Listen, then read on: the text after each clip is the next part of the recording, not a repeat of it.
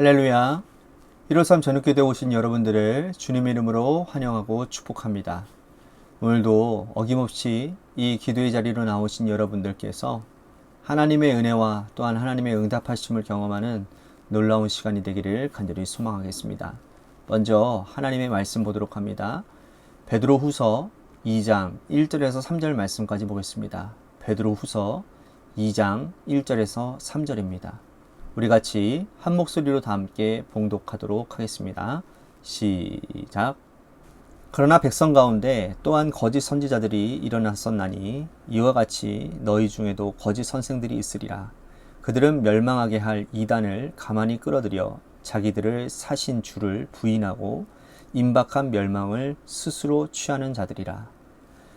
여럿이 그들의 호색하는 것을 따르니 이로 말미암아 진리의 도가 비방을 받을 것이요 그들이 탐심으로써 지어낸 말을 가지고 너희로 이득을 삼으니 그들의 심판은 옛적부터 지체하지 아니하며 그들의 멸망은 잠들지 아니하느니라.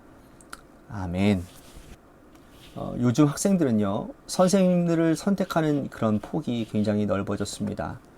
학교에서는 제한적이지만 학원이라든지 가외 아니면 인터넷 수강을 통해서 자신이 원하는 선생님을 이렇게 취사 선택할 수 있는 그런 폭이 굉장히 넓어졌다고 할 수 있죠.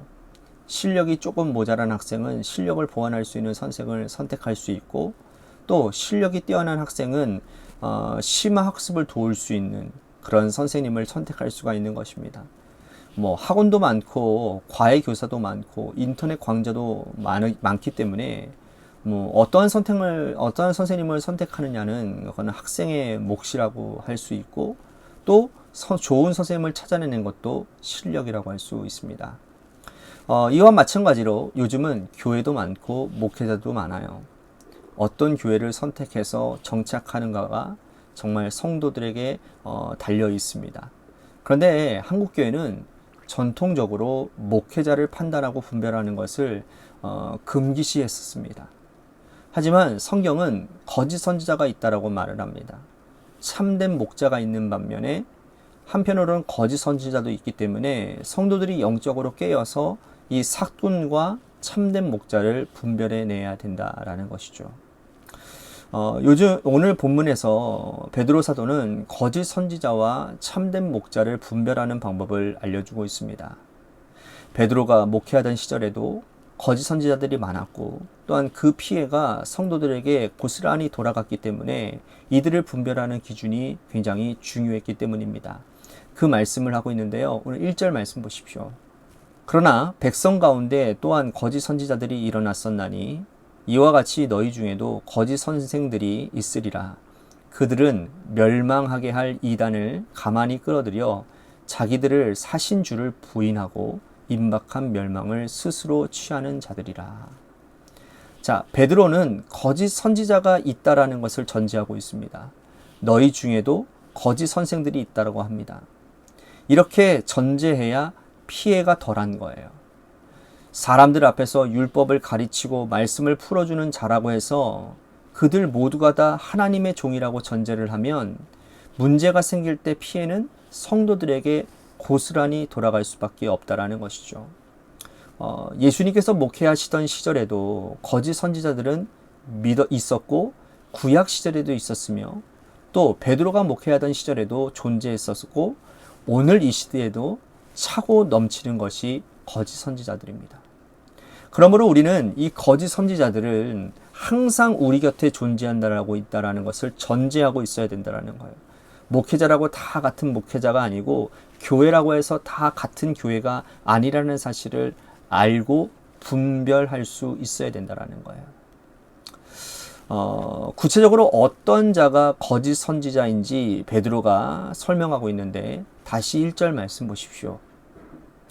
그러나 백성 가운데 또한 거짓 선지자들이 일어났었나니 이와 같이 너희 중에도 거짓 선생들이 있으리라. 그들은 멸망하게 할 이단을 가만히 끌어들여 자기들을 사신 주를 부인하고 임박한 멸망을 스스로 취하는 자들이라. 자, 보십시오. 거짓 선지자들은 이단을 가만히 끌어들이는 자들이라고 했어요. 여기서 이 베드로가 말하는 이단은 오늘날의 이단보다 폭이 넓습니다. 오늘날에는 교리적인 이단이나 비도덕적이거나 아니면 비윤리적인 행동을 조장하는 그런 사이비 집단을 통칭해서 이단 사이비라고 말을 하지 않습니까? 그런데 이 베드로 시절의 이단들은 하나님의 말씀을 취사 선택하고 입체적으로 가르치지 않는 자들을 모두 다 이단 범주에 포함을 시켰다라는 거예요. 예수 그리스도의 신성과 인성 중 한 부분만 지나치게 부각하는 자들도 이단이 되고, 하나님을 입체적으로 가르치지 않는 자들도 이단이었다라는 것이죠. 그러니까 초대교회 기준으로 본다면 오늘날의 이단은 아주 득세하는 시대인 거예요. 정상적인 교회에서도 이단적인 가르침이 난무합니다. 예를 든다면 예수님 믿으면 복 받고 돈 많이 벌고 건강해지고 자손이 잘 된다라고 하는 것은 이단의 가르침인 거예요. 그것만 부각시키고 있기 때문이라는 것이죠. 성경 말씀을 읽어보면 예수 그리스도를 구주로 영접해서 세상이 주는 복을 누리는 분들도 있습니다. 하지만 그것만이 복은 아닌 거예요. 고난의 길, 십자가의 길을 걷는 예수 믿다가 또 망하는 사람들도 있습니다. 인간적인 눈으로 볼 때에 망한 사람이 영적으로는 복받는 길임을 성경은 우리들에게 가르쳐주고 있다는 거죠. 성경은 하나님에 대해서도 한 가지만 부각시키지 않습니다. 정의의 하나님인 동시에 사랑의 하나님이시고 또 하나님의 사랑도 다양하게 보여주고 있는 거예요. 그러므로 성경을 어떤 부분적으로 이렇게 떼어서 자기 이익을 위해서 가르치는 자들은 베드로가 말하는 이단에 속한 자들이라는 거예요. 우리가 오늘 이 시대를 살아감 가운데서 거짓 선지자들을 분별하기 위해서는 우리가 반드시 해야 되는 것이 있는데, 하나님 말씀 위에 서 있어야 된다는 겁니다. 내가 들은 말이 하나님께서 주시는 참된 가르침인지 사람의 생각인지 그것을 깨어있지 않으면 분별할 수가 없다라는 거예요. 아무 생각 없이 그냥 목회자가 말하는 대로 따라가다 보면 나도 망하고 교회도 망하는 어이없는 일들을 당할 수 있다는 사실을 우리는 기억해야 된다는 거예요.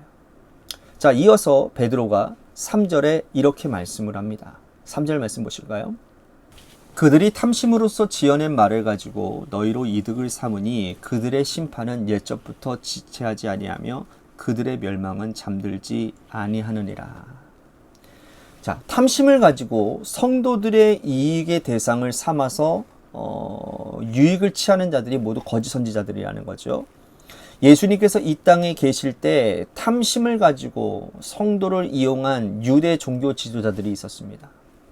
그들은 겉보기에는 거룩해 보였어요. 좋은 옷을 입고 다녔고 또 언변이 화려했습니다. 그러나 그들은 성도들을 치부의 수단으로 삼았다라는 거예요.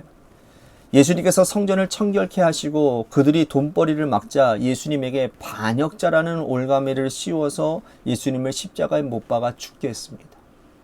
탐심을 가지고 성도들을 이용하는 자들, 그들 모두가 다 거짓 선지자임에는 분명합니다. 이러한 자들은 짐승보다 못한 자들인 거예요.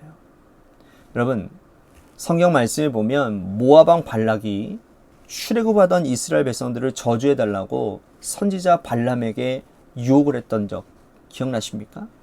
많은 돈을 준다고 했어요.